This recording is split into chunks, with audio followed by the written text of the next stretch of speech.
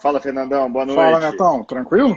Ah, Fernandão, você melhorou essa luz aí, hein, velho? Eu arrumei um abajur, segui só. Cara, tá em outro patamar, tá parecendo Globo agora, hein? Agora, careca ficou bacana agora. Brilhando. Nossa, agora ficou show, viu? Tranquilo? Beleza. Deixa eu tirar o John Mayer aqui. John Mayer que tava tocando a hora que eu saí da Nefroclínica, eu falei assim, vou colocar John Mayer hoje na live. Show de bola, Netão. Sua trilha musical é selecionadíssima. É, assim, tem que ter cuidado, né? Que senão vira um pagode, um funk. Né? A gente vai trabalhando. Fernandão, deixa a turma E entrar aí? aí. Enquanto isso, a gente vai trocando uma ideia aqui para começar a falar desse tema que você domina como poucos.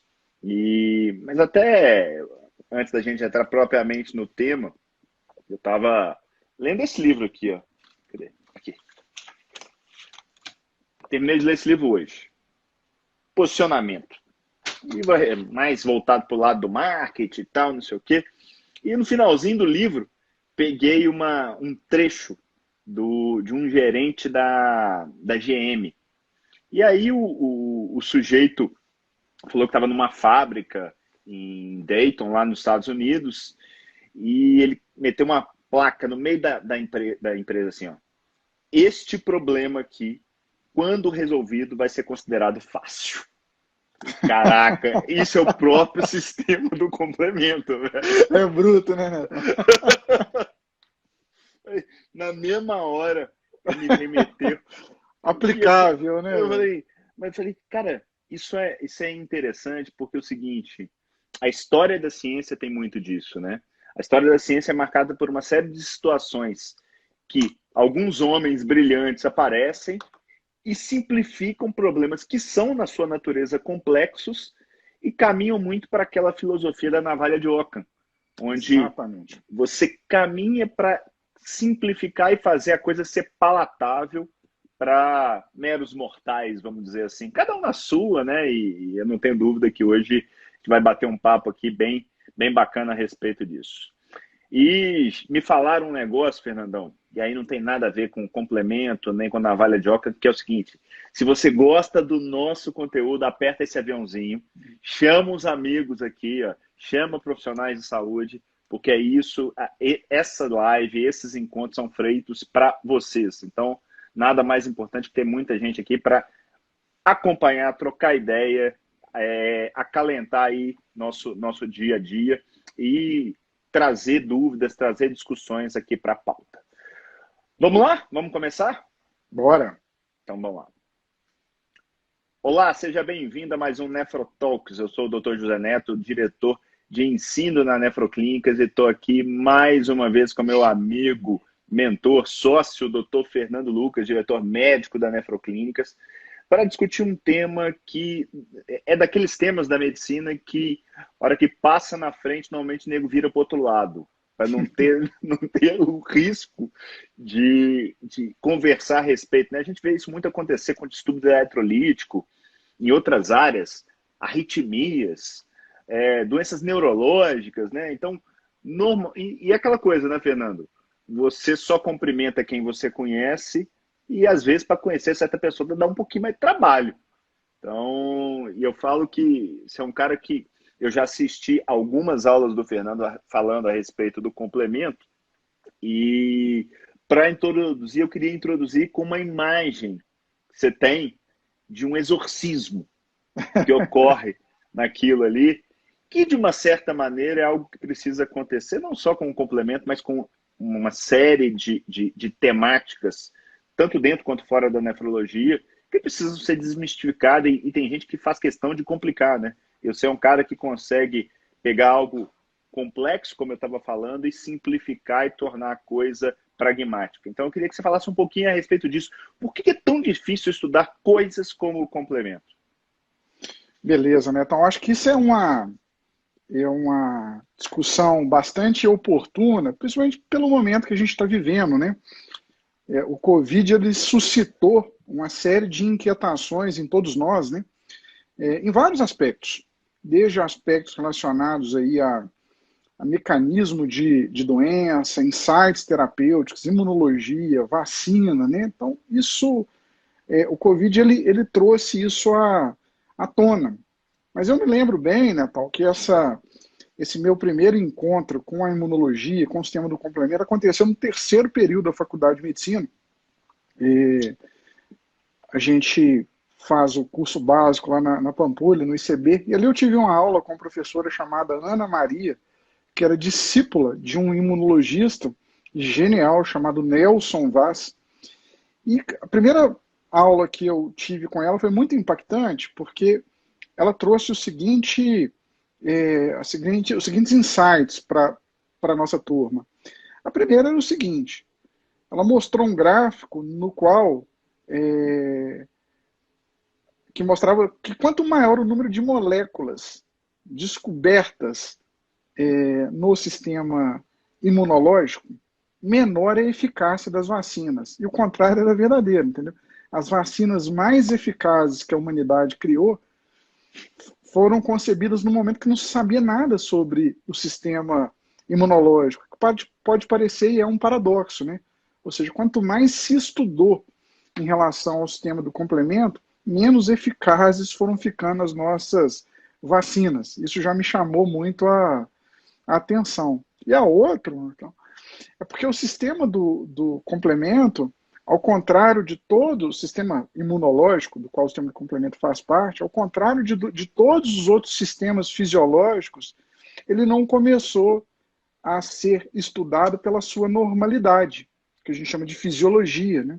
Ele começou a ser estudado a partir da terapêutica. Se você for pensar bem, descobriu-se o sistema imunológico a partir da vacina. Foi a vacina da varíola que inaugurou o conceito de imunologia. Nenhum outro sistema fisiológico principal ele começou a ser estudado a partir do tratamento, nenhum outro. O único sistema fisiológico principal que começou o seu estudo a partir do tratamento foi o sistema imunológico.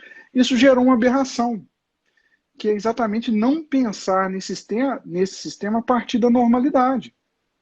Para que o sistema do complemento, o sistema imunológico, de maneira mais ampla, ele evoluiu?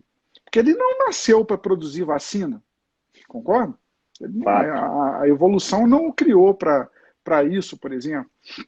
Então, essa distorção no pensamento médico, eu acredito, contribuiu em muito para a baixa compreensão que a maioria de nós tem a respeito desse sistema. Então, a primeira provocação que eu faço quando a gente vai pensar sobre o sistema imunológico é isso. Para que a evolução selecionou esse sistema? Como ele funciona na normalidade, fora da doença? E são esses insights que vão permitir a gente conhecer a fisiologia do complemento. A partir daí, a gente consegue conhecer um pouquinho mais sobre o desvio da fisiologia, a fisiopatologia do complemento. Isso vai embasar, né, então, um racional terapêutico muito mais robusto, tá? Então, a provocação é essa. A grande dificuldade de se estudar a imunologia, de se estudar o sistema do complemento, é pensá-lo a partir da doença. Então, a provocação que eu faço para todos é começar a pensá-lo a partir da saúde, como que esse sistema ele se apresenta na saúde. A outra questão também que torna o estudo desse sistema particularmente difícil é o pleomorfismo clínico. Então, as doenças relacionadas ao sistema do complemento, elas são muito pleomórficas, tem muitas formas de apresentação, algumas muito sutis, difíceis de você aprender num primeiro momento como que o sistema do complemento está envolvido. Por exemplo, ele está envolvido no diabetes, ele tem cada vez mais sido estudado na nefropatia diabética, ele está envolvido no Alzheimer, ele está envolvido na doença de Crohn, ele está envolvido na psoríase, ele está envolvido na sepse. Então, é um cenário tão pleomórfico que é difícil da gente classificar essas complementopatias. E um outro aspecto é a questão terapêutica. Porque mesmo que você entendesse um pouco da fisiologia desse sistema, da fisiopatologia, da classificação clínica, durante muito tempo a gente não tinha muita coisa para fazer, a gente ficava muito amarrado do ponto de vista terapêutico, isso desestimulava, né, o clínico prático a se aventurar nessa seara. Então, isso explica um pouquinho por que a gente tem tanta dificuldade de abordar esse assunto. E assim, a primeira vez que eu assisti uma aula sua a respeito do tema, o que me chamou mais atenção foi justamente a sua abordagem partindo da fisiologia, que eu realmente nunca tinha visto. Eu nunca tinha me atentado para isso, e é um fato. Normalmente apresenta-se o sistema do complemento pelo viés negativo, vamos dizer assim, e não por um viés positivo. É mais ou menos você pegar a insulina no conjunto da resistência insulínica e falar que ela é má. Não, a insulina é má, porque é ela que está causando o diabetes. Não é por aí, né? Não dá para a gente trabalhar dessa maneira. E você me remeteu ao terceiro período da faculdade de medicina, aí, na verdade, uma situação engraçada, porque imunologia é uma ciência complexa, e eu lembro que uma das provas finais, assim, eu estudei loucamente, porque por uma série de motivos a gente precisava fazer uma nota muito alta, era uma prova em grupo que você fazia com o colega, ou seja, se o cara fosse mal, você ia mal também. Eu tinha estudado pra caramba, um outro amigo estudado pra caramba, de repente vira um maluco, assim, na hora de entrar pra prova. Aqui, me tira só uma dúvida. O antígeno é o bom ou o mal? Nossa! Aí, realmente. Fatura encerrada, né, velho? Vou ficar no terceiro período. Não tem condição. É mais ou menos isso mesmo. Mas, voltando para a nossa discussão, Fernandão. Então, partindo dessa questão fisiológica, para que o sistema do complemento existe? Qual que é a função primordial numa pessoa hígida desse sistema do complemento? Então, vamos imaginar, porque a gente tem, na verdade, uma ilusão quase platônica, né, da perfeição do organismo humano. Mas o organismo humano, ele definitivamente não é perfeito. Ao longo da vida das células, defeitos vão aparecendo o tempo inteiro. Células, elas podem se tornar defeituosas.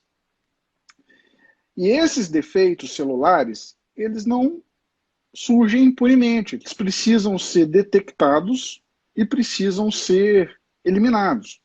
Além disso, tem determinadas células no organismo, né? Existe um fenômeno no nosso organismo chamado apoptose. A apoptose é a morte celular programada.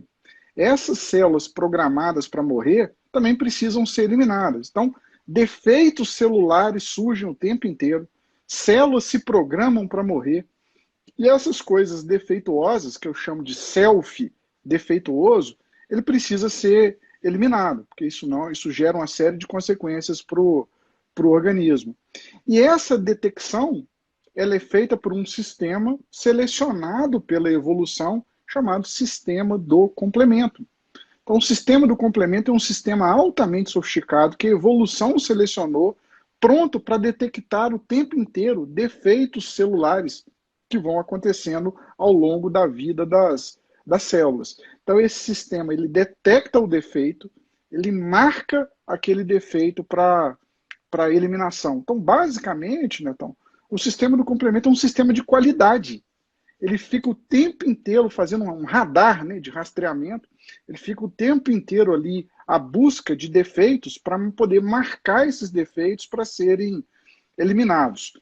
E esses defeitos, esse self defeituoso, ele é eliminado de duas maneiras. Ele pode ser eliminado por um fenômeno chamado de opsonização, ou ele pode ser eliminado por lise osmótica. Como é que funciona isso? Uma vez que o sistema do complemento ele marque esse defeito, essa marcação ela pode ser reconhecida pelo sistema retículo endotelial. E esse reconhecimento pelo sistema retículo endotelial promove o fenômeno da opsonização. Então, isso pode ser feito por macrófago, pelo fígado, pelo baço, né? Então, todo o sistema retículo endotelial ele tem um aparato próprio para reconhecer essa marcação do defeito promovido pelo sistema do complemento. Então, o sistema do complemento marcou, o defeito pode ser eliminado por opsonização.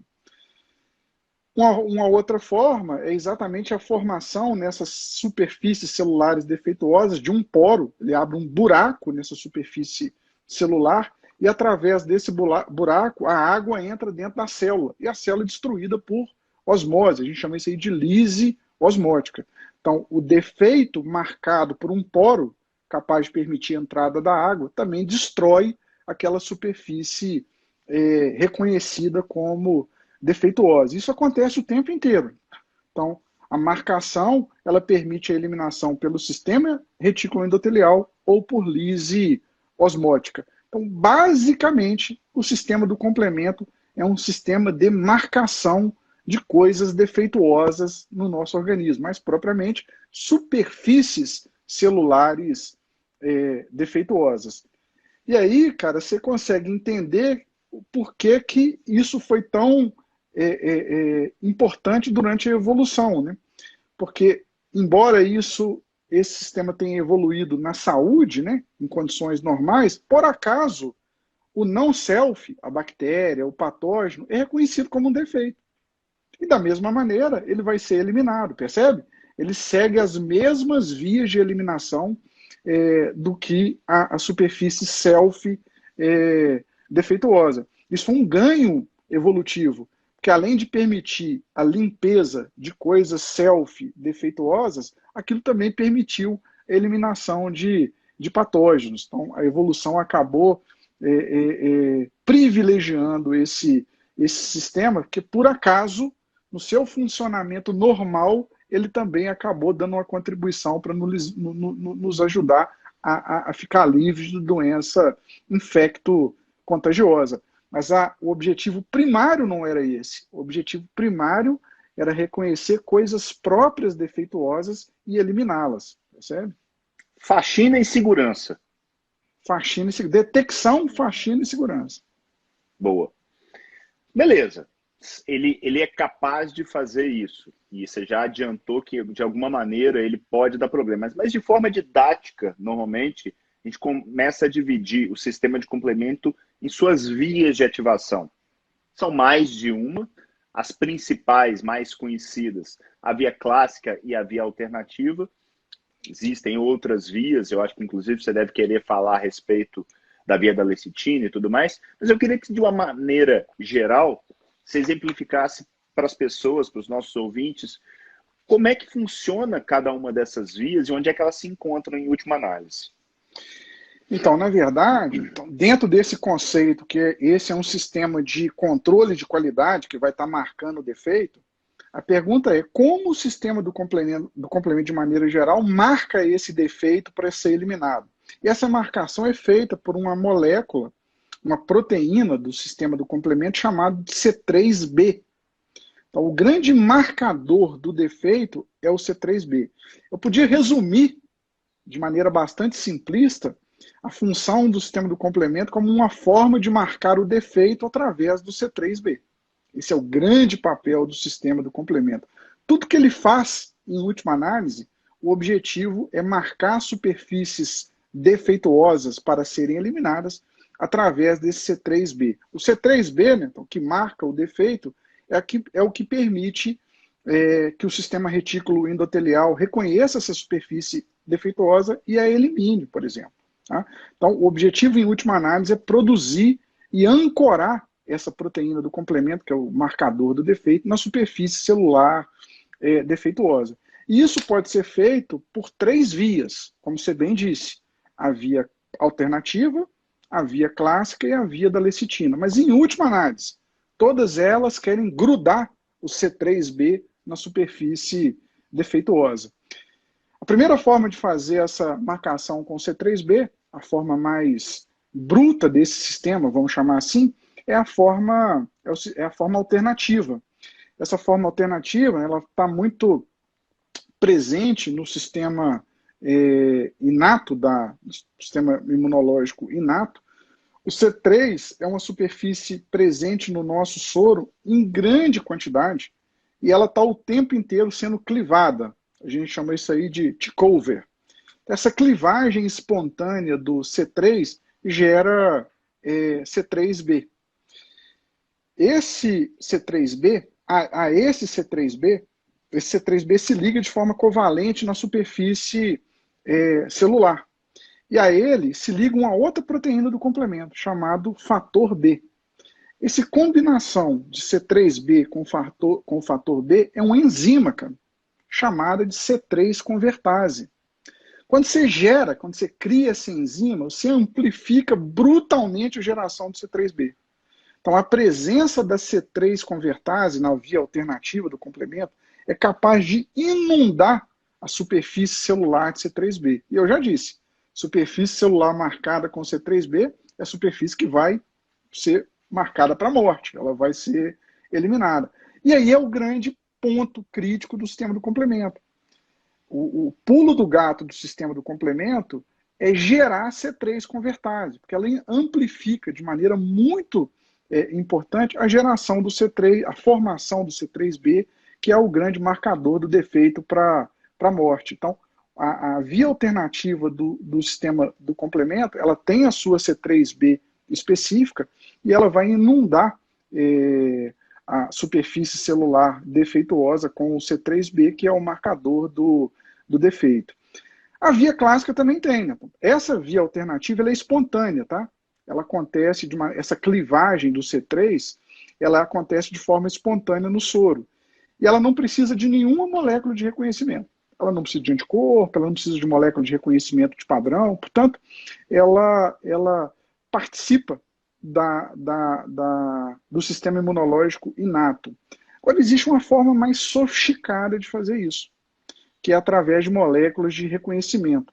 Vamos imaginar que numa dada superfície celular, seja um micróbio, seja uma superfície celular defeituosa, exista um anticorpo, ou um complexo antígeno-anticorpo grudado nessa superfície. Isso aí, cara, pode promover a clivagem de outras frações do complemento, especificamente o C4 e o C2, e esse C4 e C2 juntos viram outra C3 convertase. Só que dessa vez, como foi gerada por um anticorpo, não é da via alternativa mais, é da via clássica do complemento. Então, toda vez que a C3 convertase ela é gerada por uma molécula de reconhecimento, um anticorpo ligado num antígeno, você tem uma outra C3 convertase, mas que, em última análise, cara, faz o mesmo papel, que é gerar C3b para ser grudado naquela superfície celular que vai ser marcada para eliminação. Perceba que esse é um ponto de congruência das duas vias. As duas vias, seja a clássica, seja a alternativa, em última análise, elas querem gerar uma C3 convertase, para poder gerar C3b e marcar o defeito para a morte. O que muda é só o começo da conversa. Na via alternativa, a coisa é espontânea. Na via clássica, precisa de uma molécula de reconhecimento. A via alternativa tem a sua C3 convertase específica, a via clássica tem a sua C3 convertase específica, mas isso não importa. O que importa, em última análise, é gerar C3b para poder marcar aquela superfície defeituosa para eliminação. Se você entende isso, é fácil entender a lecitina. A lecitina, né, então, é uma molécula que é uma molécula de reconhecimento de padrão. Ela tem um papel parecido com o anticorpo. Então, ela reconhece padrão, não necessariamente os padrões antigênicos, tá? Pode reconhecer, por exemplo, sequências de carboidrato, por exemplo. Mas esse padrão reconhecido, que seria análogo a um anticorpo ligado no antígeno, essa lecitina que é capaz de reconhecer esse padrão, também gera uma C3 convertase, que é a mesma C3 convertase da via clássica. E o objetivo final é marcar o defeito para a morte. Então, o que você precisa guardar? O sistema do complemento é algo bastante sofisticado, que objetiva gerar uma C3 convertase, seja pela via clássica, seja pela via alternativa, cujo resultante final é marcar superfícies defeituosas para a morte através do C3b. Marcou com C3b, a superfície vai ser eliminada. Beleza.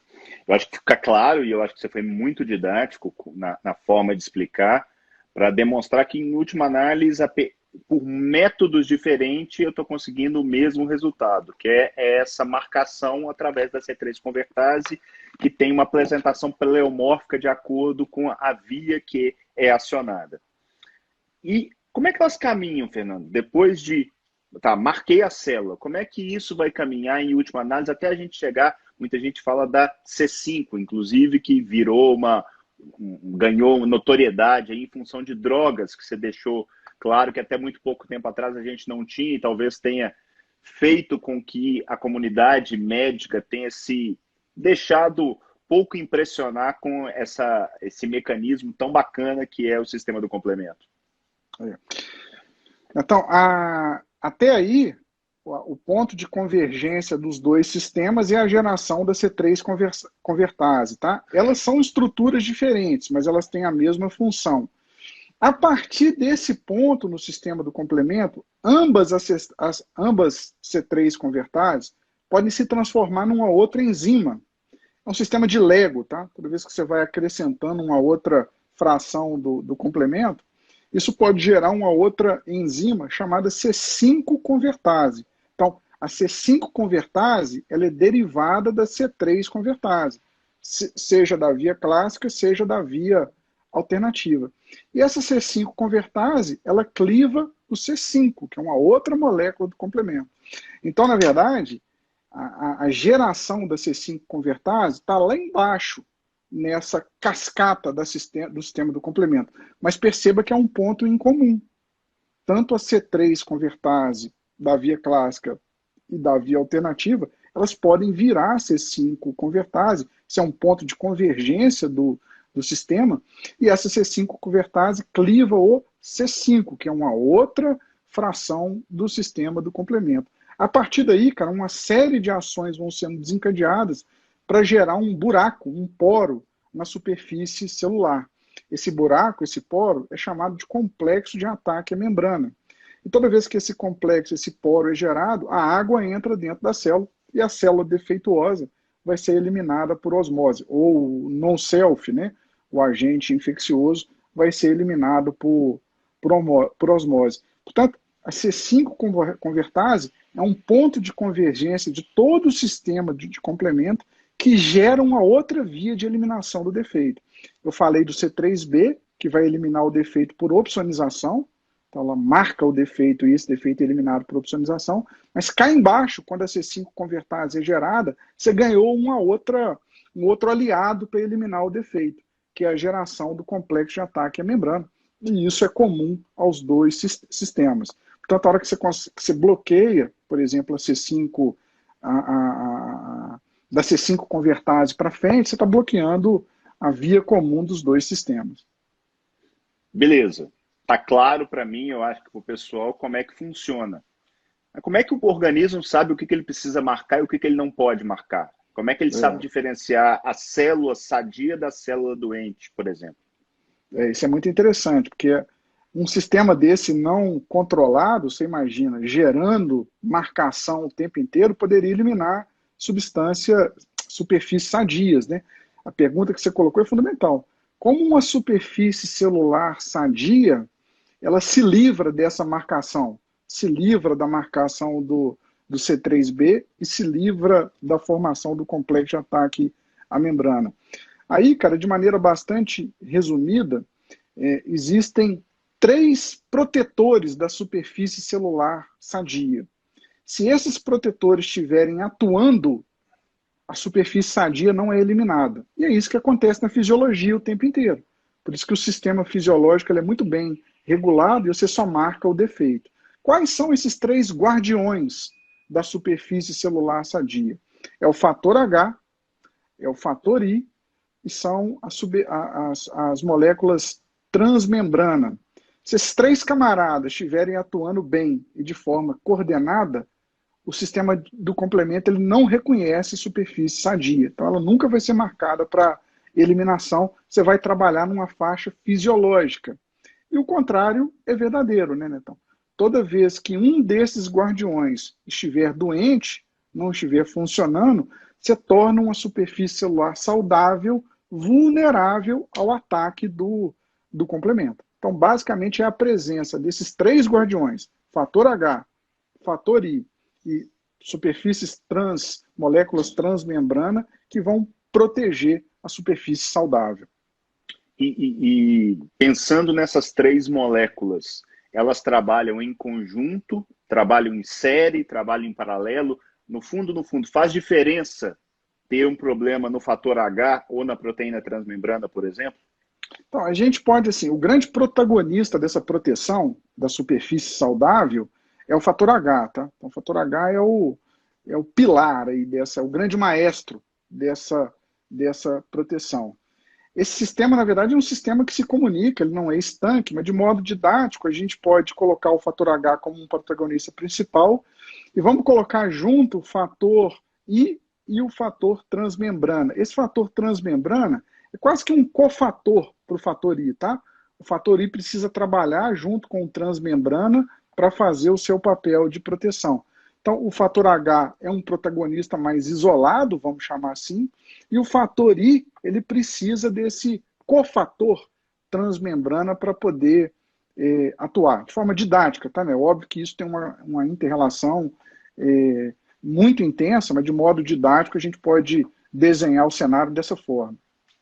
E o que pode acontecer agora, que eu acho que está claro para as pessoas como é que funciona do ponto de vista fisiológico, o que pode acontecer do ponto de vista patológico, por exemplo, com um desses fatores? Vamos pegar o fator H como exemplo. O que pode acontecer? Pode ter algum tipo de mutação, pode ter algum tipo de alteração que leve a ele estar hipoexpresso ou hiperexpresso? Como é que funciona isso? Então, esse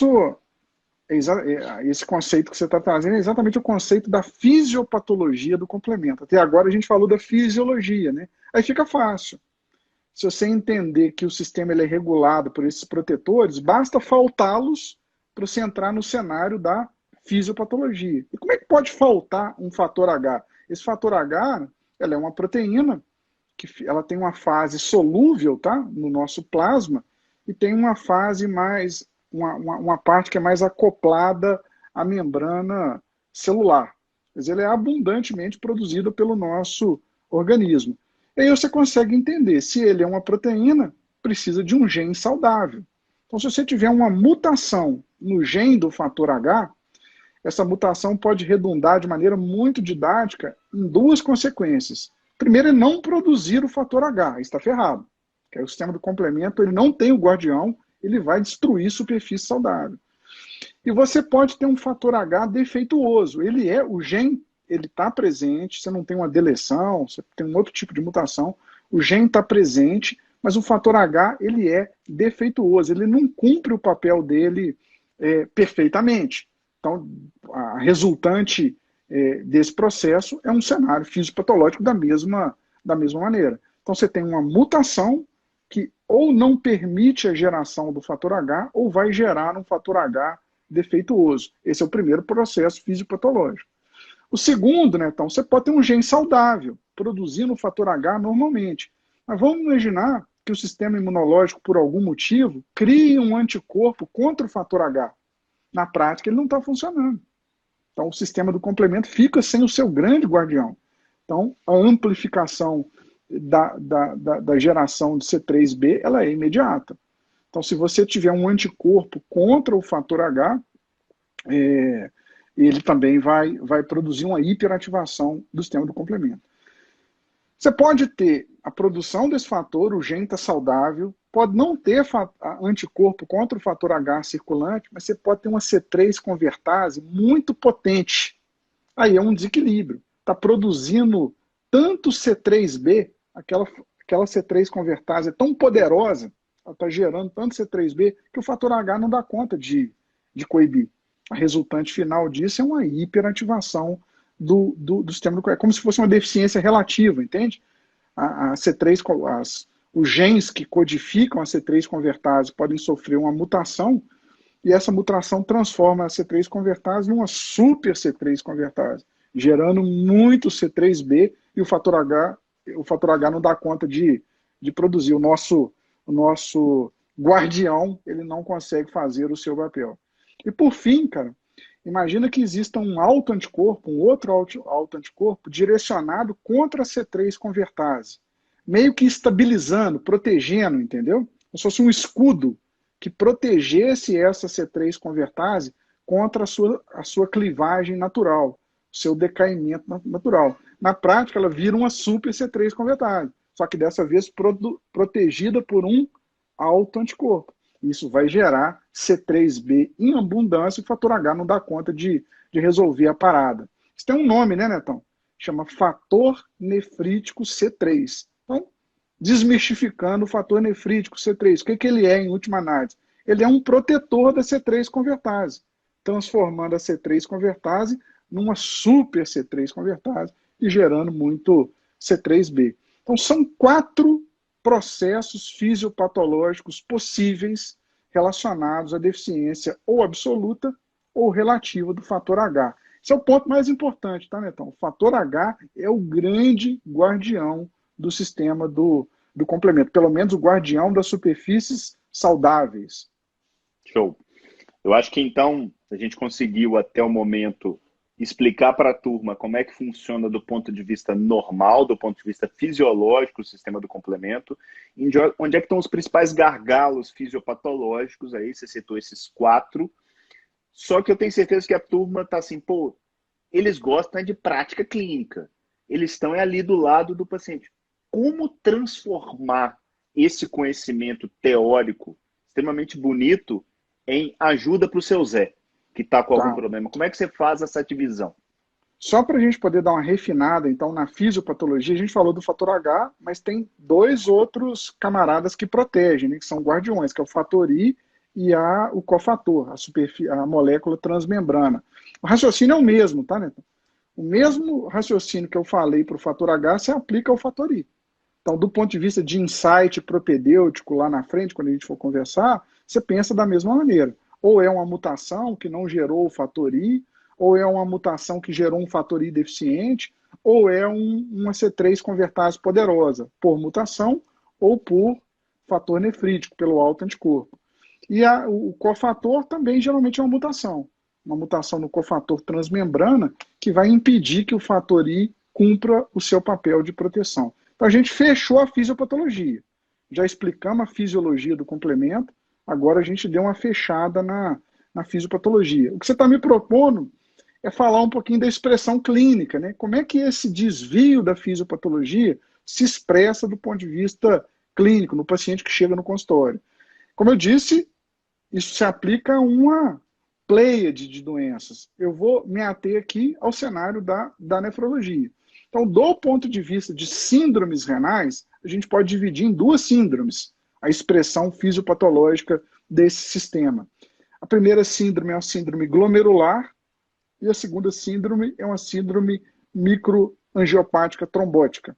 Em relação à síndrome glomerular, ela vai se caracterizar, né, por uma expressão predominante ou dominante de C3 na imunofluorescência, lá na biópsia renal do paciente. Então, o que caracteriza a síndrome glomerular não é a microscopia óptica, é a imunofluorescência. Tem um predomínio do depósito de C3, o que nos parece bastante óbvio e intuitivo. Então, toda vez que você tem um C3 dominante, a gente vai chamar isso aí de glomerulopatia do C3. Essa glomerulopatia do C3 é um guarda-chuva que alberga 2 outras doenças glomerulares. A glomerulonefrite do C3 e a doença de depósito denso. Então vamos recapitular. A glomerulopatia do C3 tem 2 subtipos. A glomerulonefrite do C3 e a doença de depósito denso. Como é que você divide um e outra? Já não é mais pela imunofluorescência, é pela microscopia eletrônica. Então, a característica dessa condição, a microscopia eletrônica, vai definir a doença de depósito denso ou a glomerulonefrite do C3, perfeito? Então, isso é a síndrome glomerular. E a síndrome microangiopática trombótica? Aí é uma MAT. A expressão histológica dessa condição é uma MAT. Não tem muita diferença em relação às microangiopatias trombóticas em geral. E é basicamente, né, então, num primeiro momento, quando você vai pensar numa síndrome hemolítica urêmica relacionada ao complemento, ela é basicamente uma condição de exclusão, tá? Você tem que excluir outras microangiopatias trombóticas no primeiro momento. basicamente três. Você exclui a PTT, isso é feito através da dosagem do Adams 13, né? Se essa dosagem for abaixo de 10%, você está diante de PTT. Se for acima de 10%, você pensa em SHU, síndrome hemolítica urêmica, relacionada ao complemento. A outra MAT que você tem que excluir é a STEC-SHU. Então é aquela MAT, aquela SHU produzida por uma Shiga toxina. Então você tem que ir em busca da Shiga toxina. E a terceira MAT que você tem que excluir são as SHU relacionadas a causas secundárias. Então, exemplo, droga, infecção. Então você tem um rastreio inicial e a partir de uma exclusão dessas condições, você pensa numa SHU relacionada ao complemento. Num primeiro momento, então, o diagnóstico é um diagnóstico de exclusão. Tá? Então, definimos aí as duas síndromes renais através das quais as doenças do complemento vão se expressar naquele paciente que está na nossa frente, tá? E aí você está falando mais da via alternativa, eu estou enganado? Aí eu estou falando mais da via alternativa. Que a Beleza. via, como eu disse, assim, é para a gente pegar um protótipo de doença, o complemento em maior ou menor escala vai estar envolvido numa série de outras doenças glomerulares, tá? Então, mas se a gente tiver que delimitar as condições nas quais esse sistema ele é o protagonista, aí eu estou delimitando aí essas duas condições, tá? E aí eu queria te fazer duas perguntas muito práticas. Primeiro, a partir de uma dessas doenças, o que vale a pena a gente usar de ferramenta propedêutica para fazer o nosso diagnóstico um pouquinho mais... facilitar o nosso manejo clínico, na realidade. E se, em última análise, eu estou tendo uma hiperativação do complemento, por que nem sempre eu vou ter o complemento baixo? Então, assim, pergunta muito boa. Vamos responder a primeira, né, Tom? Então, percebam que tanto a glomerulopatia do C3 e a SHU relacionada ao complemento, antigamente chamada de SHU atípica, né, Tom? Elas são espectros de uma mesma condição. A gente pode chamar aí de complementopatias renais, tá bom? Mas elas são espectros, são matizes aí do mesmo espectro. Portanto, a propedêutica complementar dessas condições, elas guardam aí similaridades. Então, a gente pode investigar de modo mais ou menos semelhante, tá? Tanto a glomerulopatia do C3 como a SHU relacionada ao complemento. E aí, cara, também uma coisa meio que intuitiva. Se eu falei que o problema pode estar relacionado lá no gene que gera aquela proteína do complemento, tem todo sentido do mundo você estudar as mutações, concorda? Não existe, cara, um painel de mutações capaz de ser estudado. Aí você vai estudar mutações relacionadas ao fator H, ele é o nosso protagonista, ao fator I, ao cofator, que é a proteína transmembrana. Então, existe um painel de estudo para essas mutações que cada vez mais tem sido ampliado. Se descobre cada vez mais mutações, isso aí é um campo sem fim, né? Isso é uma propedêutica muito sofisticada, cara, tem poucos centros no mundo que fazem. Na prática clínica a gente não consegue realizar. Isso aí geralmente está relegado a centros de pesquisa, geralmente em outros países. É bem difícil de realizar esse estudo de mutações, entendeu? Na prática clínica é bem complicado. Mas você pode estudar as proteínas, concorda? Pô, eu não consigo estudar mutação. Mutação é uma coisa que está fora da minha possibilidade. Mas às vezes eu estudo aquela proteína do complemento no soro. Eu posso dosar o fator H no soro, eu posso dosar o fator I no soro. Então, por exemplo, se eu doso o fator H e ele está deficiente, ele está baixo, eu infiro que tem uma mutação qualquer que impediu a geração desse fator. Não precisa nem saber qual que é. Do ponto de vista prático, isso não vai fazer diferença, tá? Então, é possível você dosar o fator H no soro, né? Então, isso já está disponível nos nossos laboratórios, tá? Isso, infelizmente, não tem cobertura da ANS, é um exame relativamente caro, mas já disponível. A gente consegue dosar o fator H no soro. Você consegue dosar também eu falei com vocês que um aspecto muito importante da fisiopatologia é o anticorpo contra o fator H, né? Você pode dosá-lo também. Então, você fez a dosagem e detectou o anticorpo, isso também já te dá um insight terapêutico, como a gente vai falar lá na frente. Pode mudar a sua decisão terapêutica. Então, anticorpo contra o fator H também é dosável. A gente consegue dosar ele na prática clínica. Os grandes laboratórios já fazem. E por fim, né, então, você pode dosar o anticorpo contra C3 convertase, que é aquele guardião, aquele escudo, né, que vai tornar a C3 convertase muito poderosa, que a gente chama de fator nefrítico C3. Ele também é dosável. Então, o que eu sugiro na prática, se você não puder fazer uma análise completa, e geralmente não pode, é dosar esses 3 fatores. Dosa o próprio fator H no soro, dosa o anticorpo contra o fator H e dosa o fator nefrítico. Se você tiver essas 3 informações, você consegue desenhar um tratamento, como a gente vai falar para frente. Aí é uma curiosidade pessoal, você que tem uma experiência grande com isso. Você costuma dosar os outros, fator I, algum tipo de proteína, e dentro dessa lógica, você tem muito positividade? Você consegue realmente ser efetivo aí nos casos de complemento-patia que você tem no seu consultório? Então, eu não doso porque, primeiro que os defeitos relacionados ao fator H são os mais prevalentes, tá? Eles são os mais abundantes. Então, se você tiver pouco tiro para dar, você tem grande chance de acertar dosando o fator H. E até onde eu saiba, eu não conheço laboratório que dose o fator I, e nem anticorpo quanto o fator I, pelo menos laboratório clínico, prático, entendeu? Então, mas seria uma coisa que poderia fazer seguindo o mesmo racional, entendeu? Aí Caso tivesse entra disponível. Pareto, né? Aí entra Pareto, exatamente. Beleza. E só para a gente passar para o racional terapêutico, uma dúvida que é muito frequente beleza, mas por que nem toda doença do complemento consome complemento? Então, na verdade, cara, o C3, principalmente nessas doenças que estão relacionadas à via alternativa, nem sempre o C3 ele é consumido, porque ele é uma proteína muito abundante no soro. A quantidade de C3 tem que ser mesmo, né? Eu falei com você que ele está presente ali na face inata do sistema imunológico.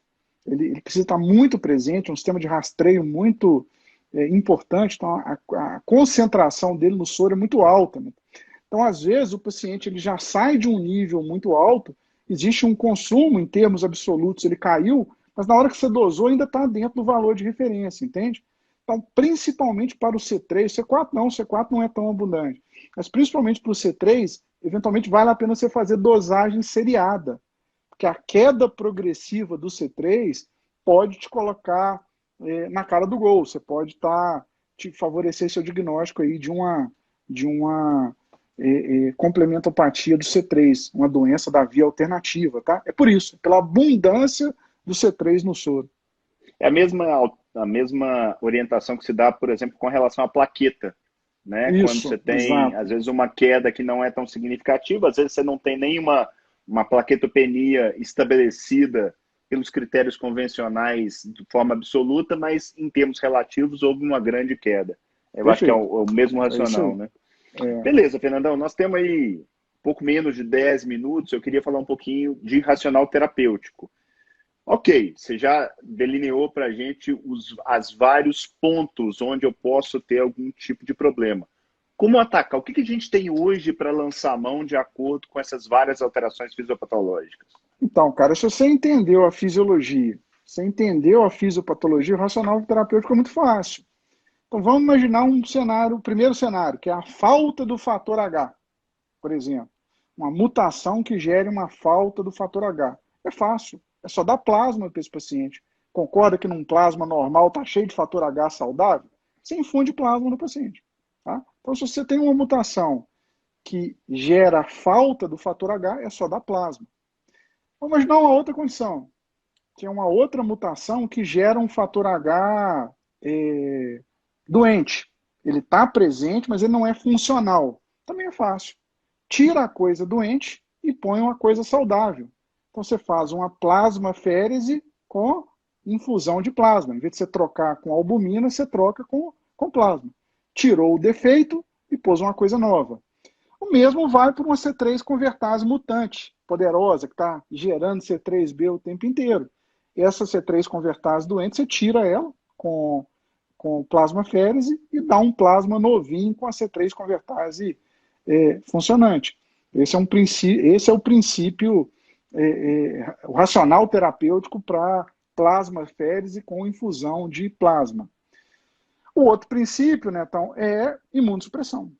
Em que lugar que tem imunossupressão nas complementopatias? Autoanticorpo. Então vamos imaginar que você tem um autoanticorpo contra o fator H, por isso que eu falei que era importante dosar ele em níveis absolutos e dosar o autoanticorpo. Então, se você tiver um autoanticorpo, você imunossuprime o paciente para coibir essa formação de anticorpo. Existe um outro princípio que norteia o racional, está relacionado com o cofator.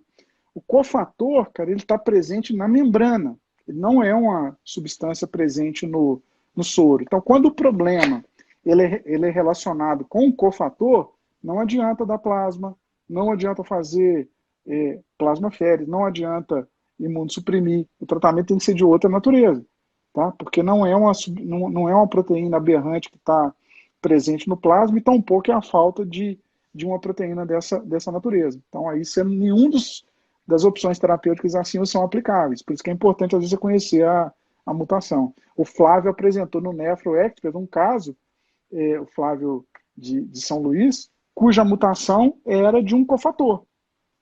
Então, nenhum desses racionais que eu acabei de falar é aplicável. Nós falamos lá na fisiologia do sistema do complemento, né, que esse sistema tem um ponto em comum, lembra disso? Que é a geração da C5 convertase, em última análise, a formação do complexo de ataque à membrana, que é aquele buraco que vai destruir a célula por osmose. Se não tiver C5, não tem complexo de ataque à membrana. E esse C5 é comum às duas vias, a via clássica, a via do complemento e a via da lecitina. Então, se você bloqueia essa via final do complemento, o C5, por exemplo, você está bloqueando o sistema lá embaixo. E existe uma substância que faz isso, né? Então, que é o eculizumab. O eculizumab é uma substância que bloqueia o C5 e que vai impedir a geração do complexo de ataque à membrana. Portanto, ele bloqueia tanto a via alternativa quanto a via clássica no seu fator comum, que é o C5 e a geração do complexo de ataque à membrana. Com isso, a gente cercou todo o racional terapêutico para tratar as doenças do complemento. Deixa eu te fazer uma pergunta que a gente tem mais um tempinho, que também é bastante frequente. O eculizumab definitivamente é uma droga que funciona, não tem a menor dúvida da efetividade, mas tem um grande problema, que é o custo. E o modelo como ele chegou para nós, foi uma droga de uso contínuo. Você consegue enxergar a possibilidade de suspensão dessa droga em determinados pacientes? Consigo, sim. Essas doenças do complemento, né, então elas são doenças consideradas doenças de HIT, né? Então você precisa de vários eventos, eventualmente, para poder desencadear a doença propriamente dita. Porque, por exemplo, se a doença é uma doença genética, imagina, por que o indivíduo não desenvolveu essa doença na primeira infância? Se é uma mutação de uma proteína tão importante. Então, a mutação, às vezes, é uma condição necessária, mas ela não é suficiente. Precisa, eventualmente, de um outro evento para deflagrar a sequência fisiopatológica. Um exemplo é gravidez, a outra é um transplante renal. Então, se você identifica um HIT e esse HIT ele foi eliminado, você pode inferir ou presumir que talvez em algum momento você consiga tirar a droga. Percebe? E a outra é quando tem um alto anticorpo na jogada. Então vamos imaginar que o problema seja um alto anticorpo contra o fator H. Eu sei imunossuprimir o paciente. A gente pode até discutir depois como a gente faz a imunossupressão. E a imunossupressão ela foi eficaz o suficiente para diminuir o anticorpo contra o fator H em níveis subcríticos. Às vezes vale a pena tirar. Então eu imunossuprimir, diminuir a produção do alto anticorpo, às vezes eu posso tentar tirar a droga, tá? Então, é claro que isso tem que ser feito com muito cuidado, acompanhar o paciente de perto, mas é possível, baseado nesses dois princípios, tá? Que é uma doença de HIT e que, eventualmente, pode ter um alto anticorpo controlável por imunossupressão. Você quer falar alguma coisinha a respeito de imunossupressão? Você tem 2 minutos. Cara, a imunossupressão é o seguinte, tanto a CHU relacionada ao complemento quanto a glomerulopatia do C3, elas são os princípios que eu falei podem ser aplicados, eventualmente aliados à imunossupressão. Tá? Então, a imunossupressão, de maneira resumida, ela envolve uma fase de indução com corticoterapia em alta dose, associada ou a alquilante, pulsos de ciclofosfamida, ou micofenolato. Então, corticoide em alta dose, pulsos de ciclofosfamida, varia de 2 a 6 pulsos mensais de ciclofosfamida, 500 miligramas por metro quadrado, tá? Ou micofenolato, numa dose de indução de 1 grama BID. Cumpriu esse período de indução, né, então, que varia aí de 3 a 6 meses, o paciente respondeu, você migra para uma fase de manutenção, com a azatioprina ou micofenolato numa dose menor, e corticoide numa dose pequenininha.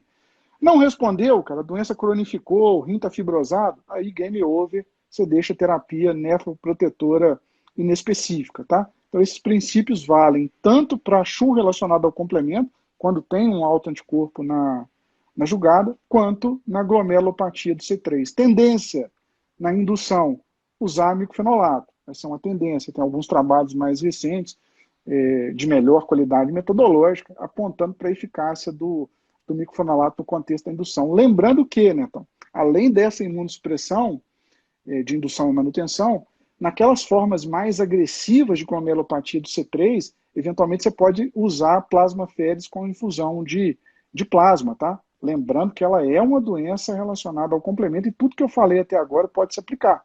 Então, naquelas formas agressivas, crescênticas, malignas, você pode usar plasmaféres com reposição de plasma aliado com esse esquema de imunossupressão que eu acabei de descrever.